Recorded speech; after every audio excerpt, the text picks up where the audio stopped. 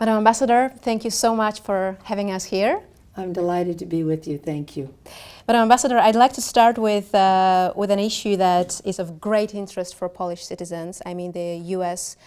Visa waiver program, which is also one of your priorities as a U.S. ambassador to help Poland join that program.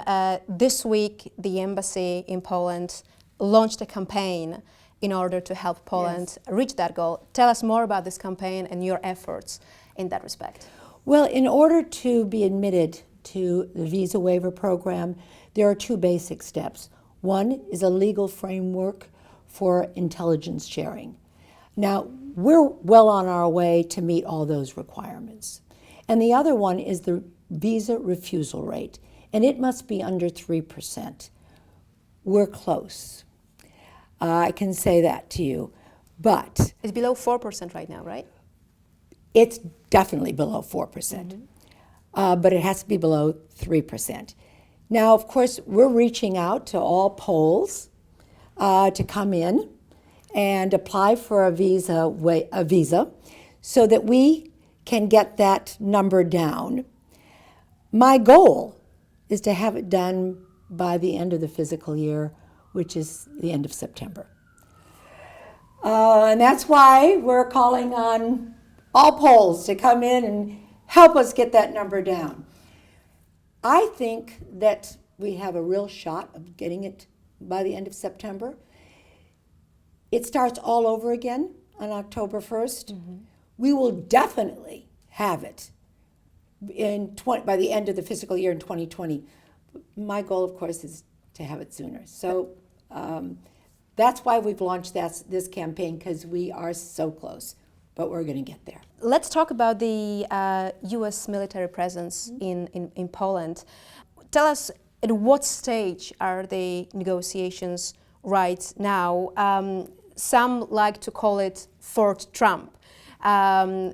Others talk about a more enduring presence of the U.S. military in Poland. Towards which option we're leaning towards? Well, definitely an enduring presence. We have 4,500 American troops right now on the ground in Poland. And while they rotate, they're heel to toe. So at any single moment in time, there are 4,500 American troops in Poland.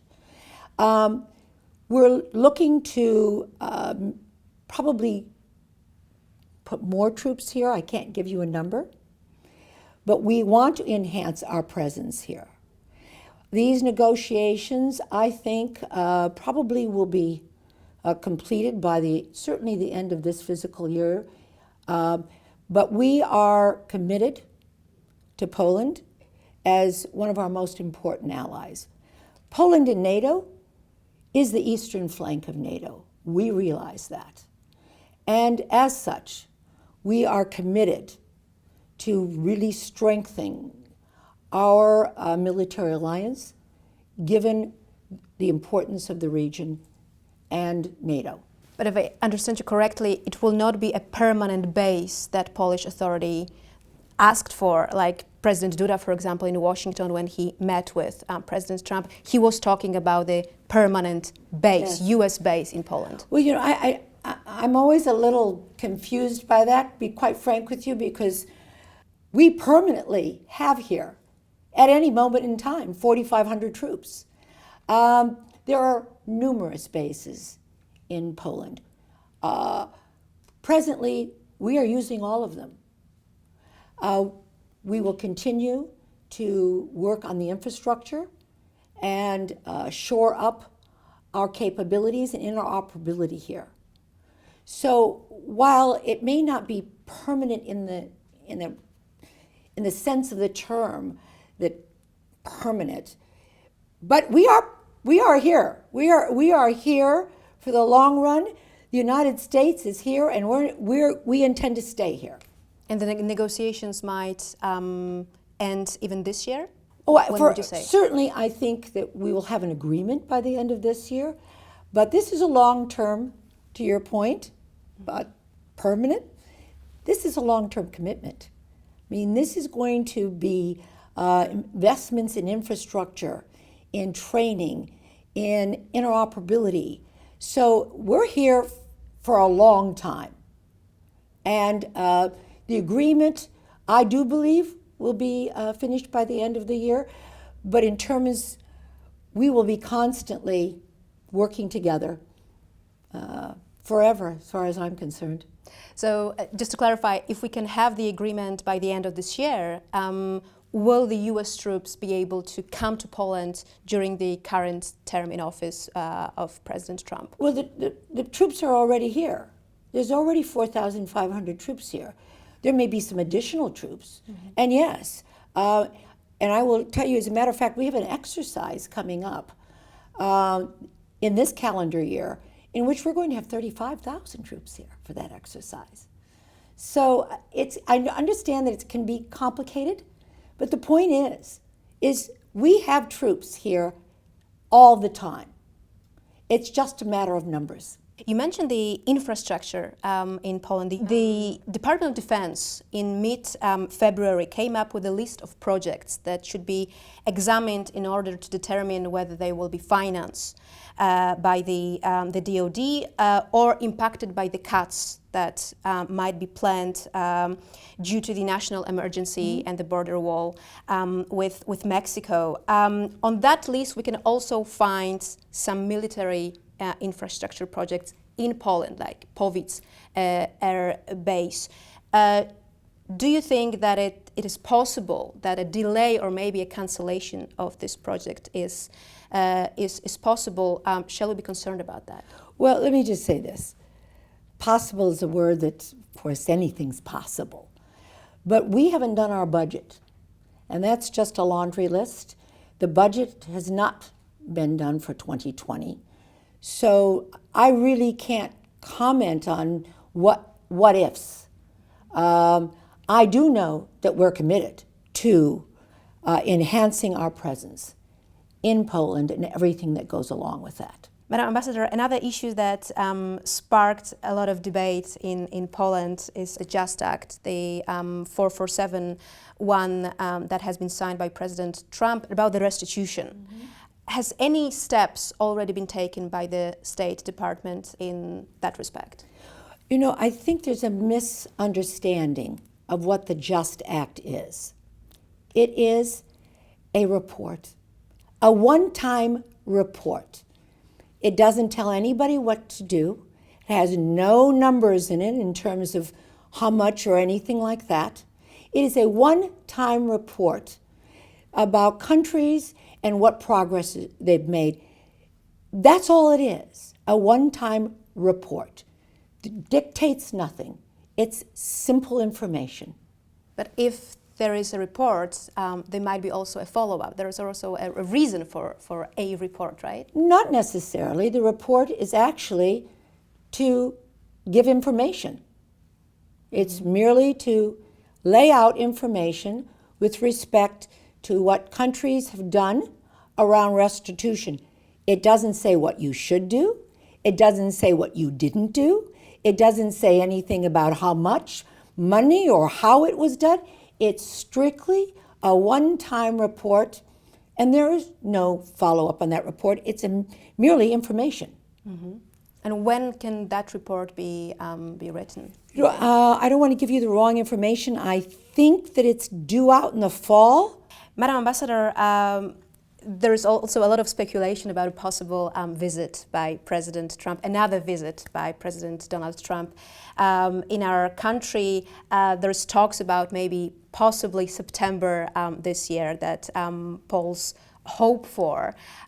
What can you tell us more about the possible plans of President Trump coming to Poland? Well, let me just say I hope for it too. So I'm right with the polls in hoping for it.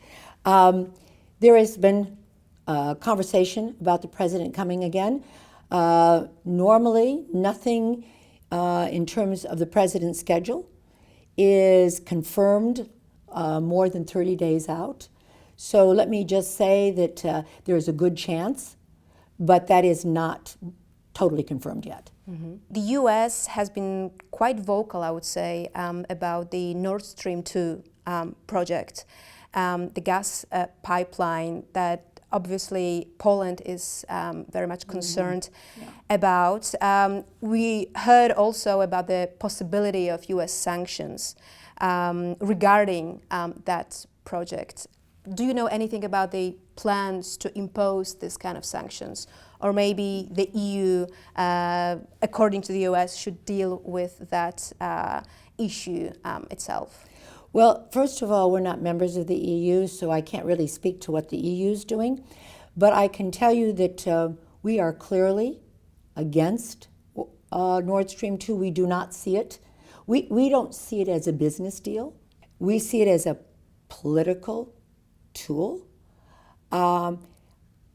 As of this moment, I can't comment on any sanctions because, quite frankly, I'm not aware of any sanctions that have been decided on or not.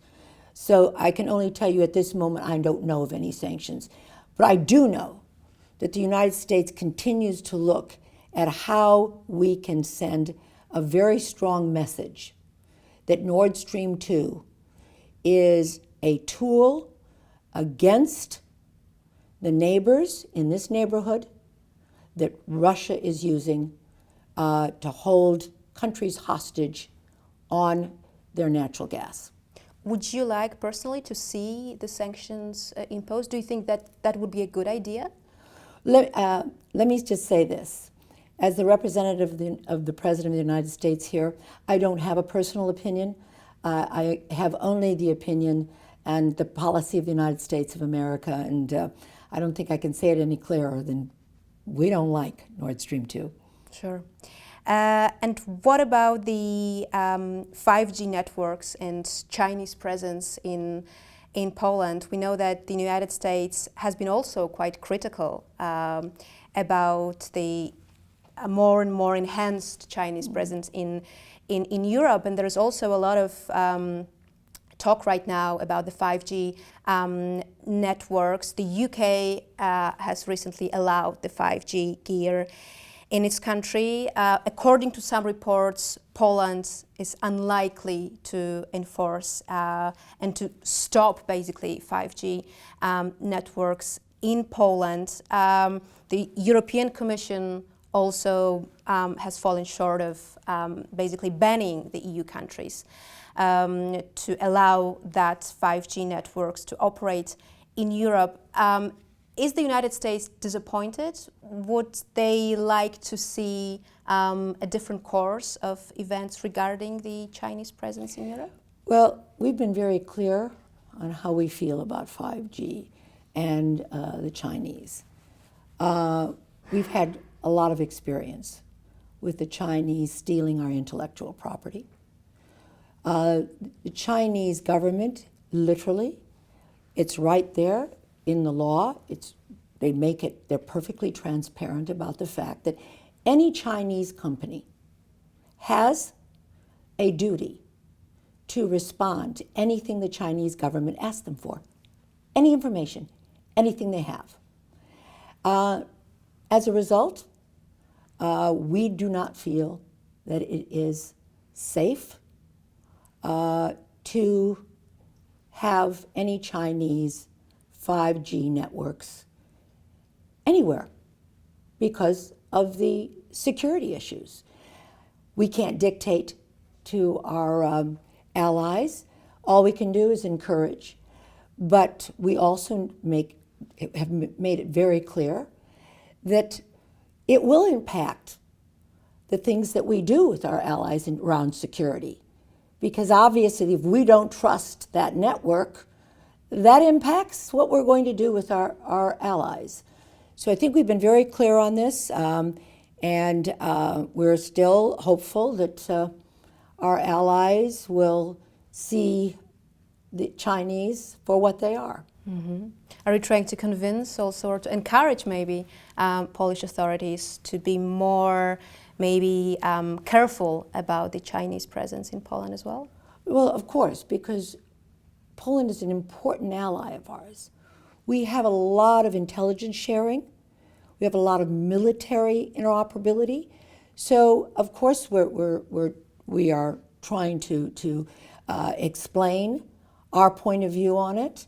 But I have to say that I think the Polish government understands very well the threat that Chinese 5G presents. Mm-hmm. Just one last thing that I would like to touch upon in a broader EU context and China. We had the latest EU-China summit in Brussels, when it seemed like the EU and China managed to show a united front. Some say that it was a united front to the United States. How was that summit, and how are the current relations between EU and China perceived in the United States? Well, let me repeat myself and say we are not members of the EU. So we don't have a say in that, quite frankly. Of course, with respect to NATO and our allies, we work closely, and it's important that we have good relations.